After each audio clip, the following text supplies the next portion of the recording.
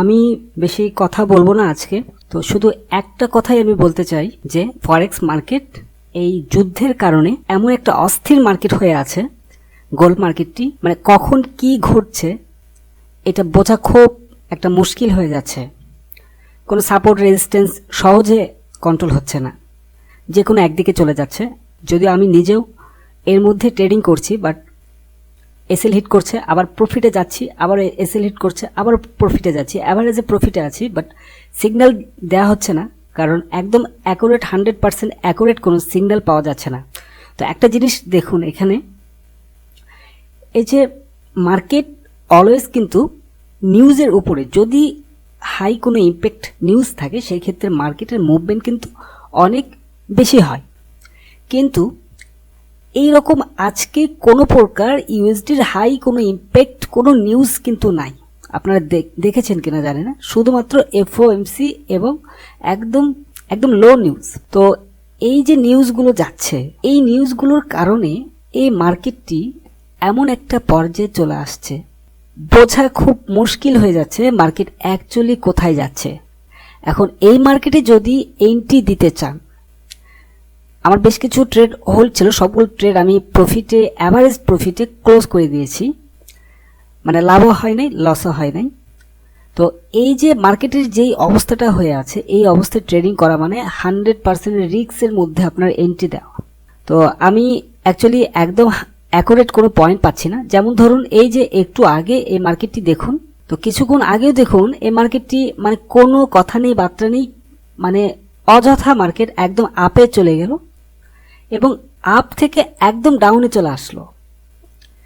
তো গোল্ড সাধারণত কিন্তু এইরকম মুভমেন্ট কিন্তু করে না যদি কোনো হাই ইম্প্যাক্ট নিউজ যদি না থাকে, বা নিউজের সময় এরকম মুভমেন্ট করে, বাট এটা একটা হিউজ পরিমাণ একটা মুভমেন্ট হচ্ছে গোল্ডের। তো দেখুন এখান থেকে মানে এত শর্ট টাইমের মধ্যে আপে চলে গেল। আমি জানতাম মার্কেট ডাউনে আসবে, বাট একদম একটা এসএল হিট করে দিয়ে মার্কেট আপে গেল এবং ওইখান থেকে মার্কেট কিন্তু ডাউনে চলে আসলো। তো এটা কেন, কি কারণে, এই জিনিসগুলো কিন্তু অ্যাকচুয়ালি বোঝা যাচ্ছে না।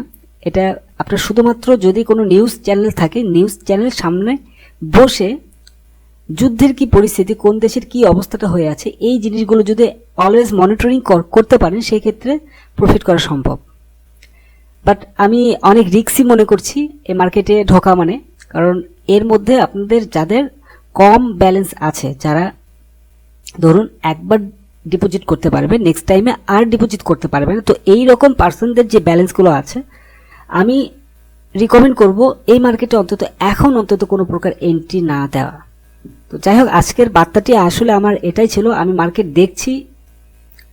দেখে যাচ্ছি, মার্কেট অ্যানালাইসিস করছি, নিউজ দেখছি, বাট মার্কেটে যে একটা সঠিক এন্ট্রি পয়েন্ট, এই এন্ট্রি পয়েন্টগুলো আমি পাচ্ছি না।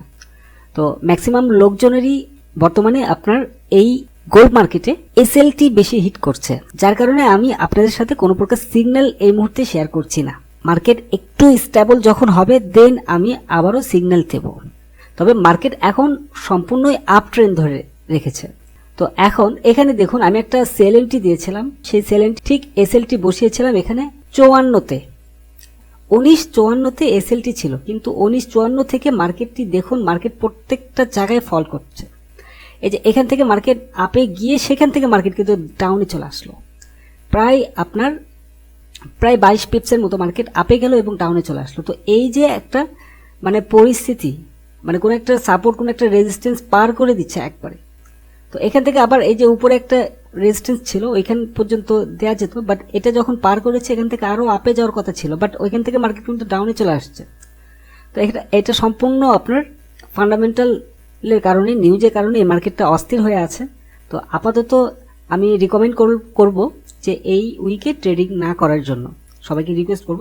এরপরও যদি কেউ রিকোয়েস্টের পরেও যদি কেউ ট্রেডিং করেন, তাদের নিজের অভিজ্ঞতা থেকে বা নিজের এক্সপিরিয়েন্স থেকে বা নিজের উপর রিস্ক নিয়ে আপনারা ট্রেডিং করবেন। তো ধন্যবাদ সবাইকে ফরেক্স বাংলার সঙ্গে থাকার জন্য, আর আপডেট পাওয়ার জন্য অবশ্যই টেলিগ্রামে জয়েন করবেন।